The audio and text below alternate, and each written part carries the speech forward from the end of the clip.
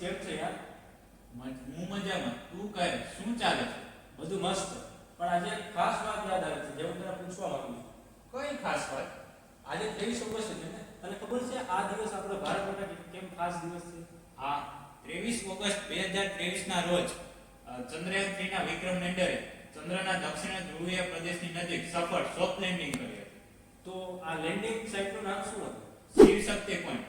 ભારત ચંદ્રના દક્ષિણ ધ્રુવીય પ્રદેશની નજીક સફળ સોફ્ટ લેન્ડિંગ કરનાર વિશ્વનો પ્રથમ દેશ બન્યો હતો. તો લેન્ડિંગ પછી શું થયું? લેન્ડિંગ પછી વિક્રમ લેન્ડર અને પ્રજ્ઞાન રોવરે લગભગ 14 અર્થ ડેઝ સુધી ચંદ્ર પર વૈજ્ઞાનિક અભ્યાસ કર્યો.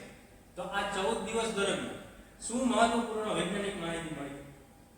પ્રજ્ઞાન રોવરે ના એપીએક્સએસ ઇન્સ્ટ્રુમેન્ટે ચંદ્રના સપાટી પર સલ્ફર સહિત વિવિધ તત્વોની હાજરી શોધી. તો આ દિવસની ખાસિયત શું છે?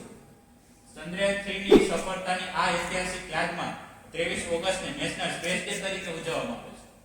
અને 2026 ની થીમ શું છે?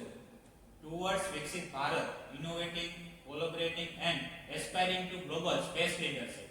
અર્થાત વિકસિત ભારત તરફ નવીનતા, સહયોગ અને વૈશ્વિક અવકાશ ક્ષેત્રમાં નેતૃત્વ મેળવવાની દિશામાં આગળ વધો. Happy national space day.